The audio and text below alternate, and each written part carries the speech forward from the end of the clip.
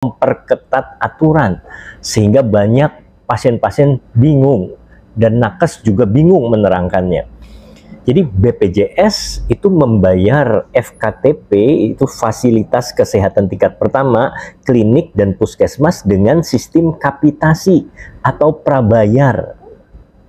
Jadi masing-masing klinik atau puskesmas itu di drop sejumlah uang dulu prabayar, ya. Misalkan di dalam klinik A itu terdaftar 5.000 member, 5.000 peserta. Nah, masing-masing peserta itu diberikan jatah 10.000 per bulan. Jadi di drop dulu sebesar 5.000 kali 10.000, berapa tuh? 50 juta sebulan di klinik atau di puskesmas. Nah, jadi nanti pasien yang datang berkunjung sakit digunakan uang tersebut untuk pengobatannya maupun tindakannya. Sedangkan untuk FKRTL, fasilitas kesehatan rujukan tingkat lanjut atau rumah sakit, tarifnya itu per tindakan. Jadi istilahnya pasca bayar. Kalau ada pasien gawat, ini kita lakukan pemeriksaan ini, foto ronsen, lab ini, CT scan, ya, kemudian tindakan pasang kateter. Nah, itu nanti dilaporkan, kemudian ditagih BPJS-nya. Jadi pasca bayar gitu.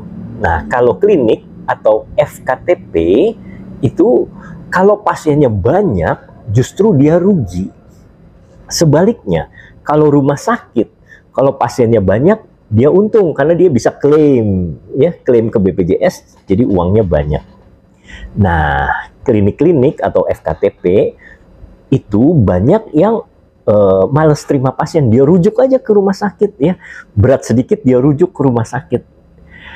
Karena apa? Karena kalau semakin sedikit pasiennya, kliniknya semakin untung, uangnya semakin utuh. Yang 50 juta per bulan itu tidak terpakai atau terpakainya hanya sedikit. Sebaliknya, kalau rumah sakit banyak melakukan tindakan baik diagnostik maupun treatment, dia banyak klaim.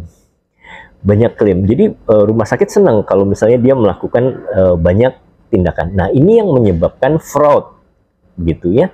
Misalkan over treatment dan lain sebagainya. Nah, fraud ini yang membuat BPJS jadi bangkrut, begitu ya. Jadi zaman dulu itu klinik-klinik sangat mendapat untung, rumah sakit juga, ya. Jadi teman-teman saya pada berlomba-lomba untuk bikin klinik, bikin rumah sakit, gitu ya. Karena apa? Karena dapat dana dari BPJS itu mudah. Nah, karena sekarang BPJS bangkrut, karena banyak terjadi fraud, aturan diperketat. Jadi pada panik semuanya, ya. Jadi pasien seperti misalnya dulu, ya, sakit sedikit masuk IGD bisa ditangani di rumah sakit pakai BPJS. Tapi sekarang even kejang demam, ya, jadi bayi yang demam kemudian kejang, ya, itu pun tidak bisa masuk IGD rumah sakit, harus ditangani dulu di FKTP, fasilitas kesehatan tingkat pertama. Kecuali kalau misalnya sampai mengancam jiwa, pasiennya mungkin dehidrasi, syok, begitu ya. Nah, itu baru bisa dimasukkan ke IGD. Bahkan demam berdarah sekalipun, ya, trombositnya sudah turun, kemudian panas, ya, positif NS1-nya positif, itu tidak bisa langsung dirawat di rumah sakit, tapi harus ditangani di FKTP dulu, ya, fasilitas kesehatan tingkat pertama. Nah, dengan demikian otomatis pasiennya numpuk kan di FKTP di klinik. Kalau pasien banyak di klinik, maka klinik untung atau rugi?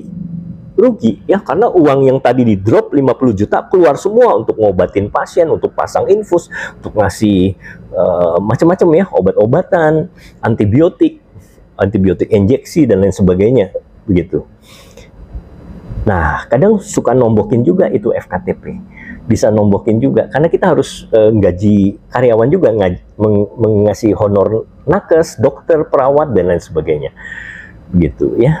Bahkan tipes juga sekarang nggak bisa langsung masuk rumah sakit, ya, tapi dirawat di klinik dulu, di FKTP dulu. Nah, ini tujuannya apa? Supaya keuangan BPJS tidak kolaps. Begitu, ya.